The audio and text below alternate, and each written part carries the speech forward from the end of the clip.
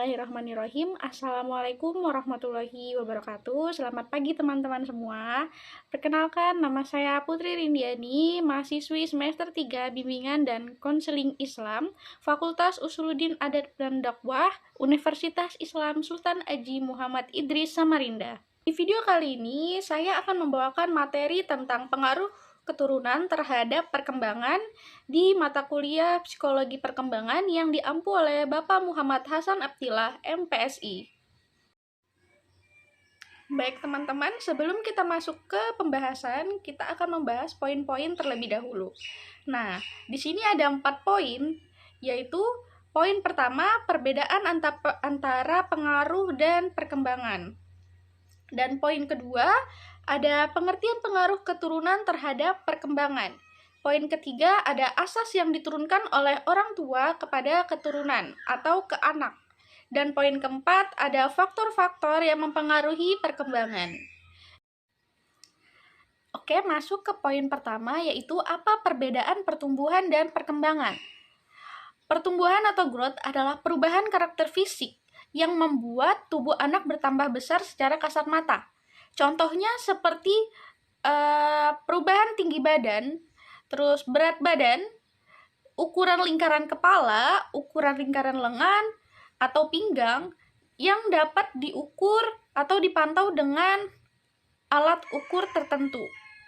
Sedangkan yang dimaksud perkembangan alias development adalah proses bertambahnya kecakapan atau skill untuk menuju kedewasaan dalam hal yang berkaitan dengan pergerakan tubuh, kematangan emosi dan mental, kecerdasan, kemampuan berbicara dan bahasa, serta kemandirian dan bersosialisasi.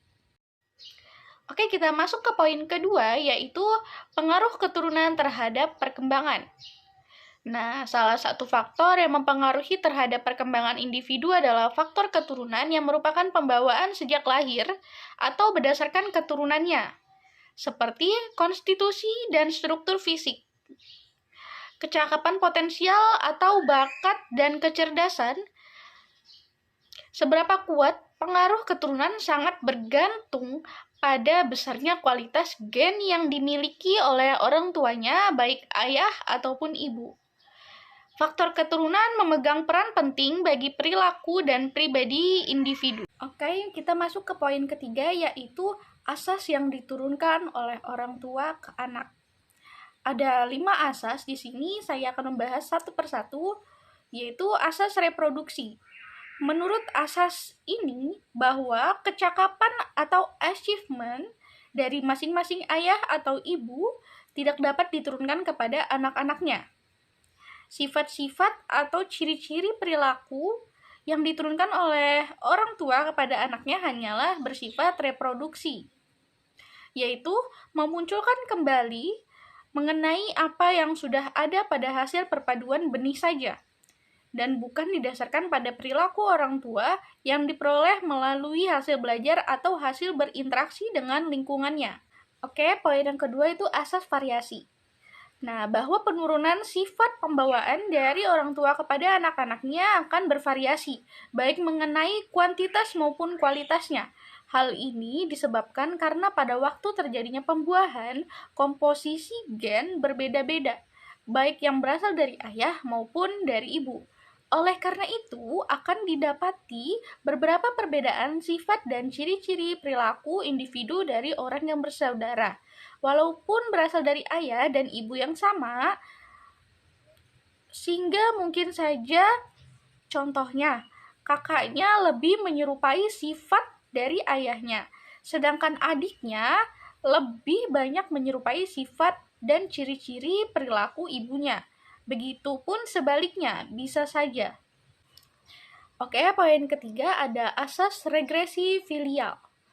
Itu terjadi pesurutan sifat atau ciri perilaku dari kedua orang tua pada anaknya yang disebabkan oleh gaya tarik-menarik dalam perpaduan pembawaan ayah atau ibunya, sehingga akan didapati sebagian kecil dari sifat-sifat ayahnya dan sebagian kecil pula dari sifat-sifat ibunya.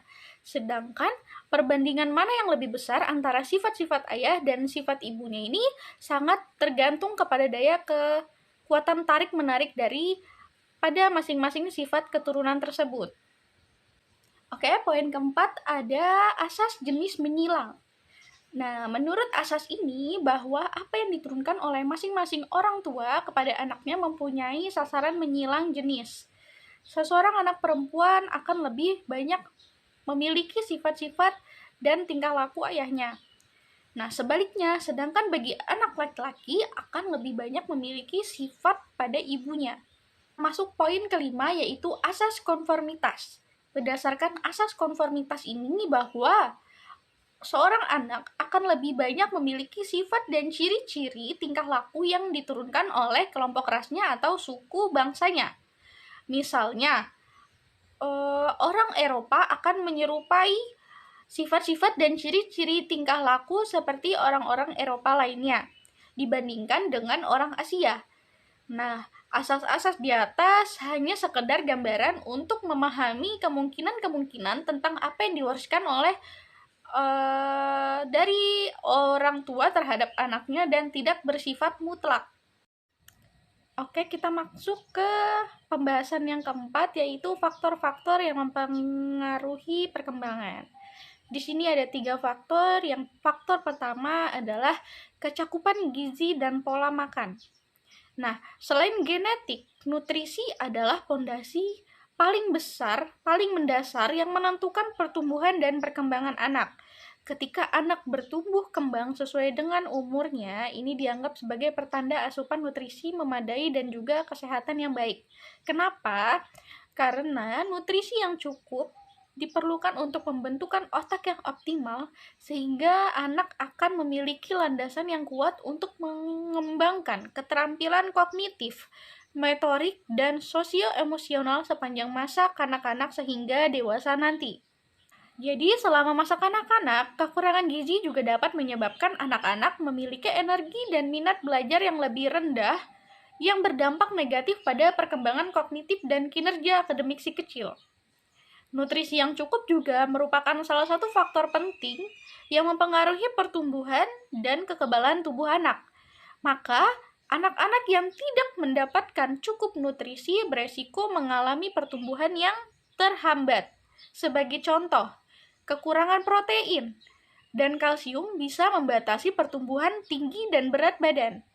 Nah, sementara kekurangan selenium atau zat besi, tembaga, asam folat, dan vitamin A, B6, C, D, dan E dapat menurunkan respon imun. Jadi penting bagi orang tua untuk memfokuskan pemenuhan gizi secara optimal terutama di usia 3 tahun pertama si kecil.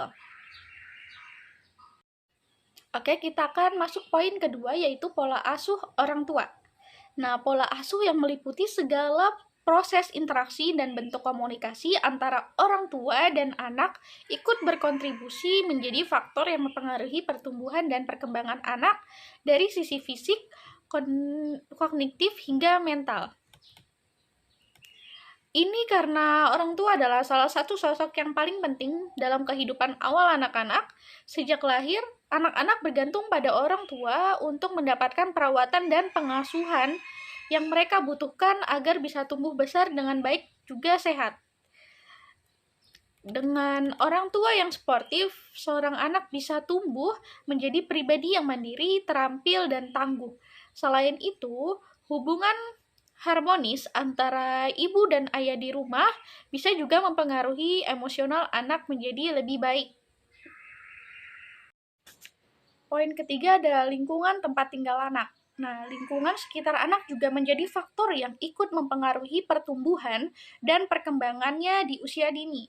Lingkungan rumah yang sehat, tentram, dan nyaman sangat penting bagi seorang anak untuk bisa bertumbuh kembang dan belajar, karena dengan berada di rumah yang sehat, anak juga bisa lebih percaya diri dan fokus mengasah keterampilan kognitif, bahasa, emosional, dan motoriknya dengan leluasa. Nah, sebaliknya, lingkungan rumah yang bermasalah dapat berdampak buruk pada perkembangan intelektual, sosial, dan emosi anak. Penelitian telah menunjukkan bahwa lingkungan rumah yang negatif selama bertahun-tahun awal kehidupan anak dapat menyebabkan gangguan perkembangan, termasuk kemampuan bahasa yang buruk, masalah perilaku, ketidaksiapan anak untuk masuk sekolah. Baik teman-teman, sekian presentasi video saya mengenai pengaruh keturunan terhadap perkembangan. Semoga kalian semua bisa mengerti dan cepat menangkap pembahasan yang saya sampaikan. Kurang lebihnya saya mohon maaf. Terima kasih. Assalamualaikum warahmatullahi wabarakatuh. See you next video.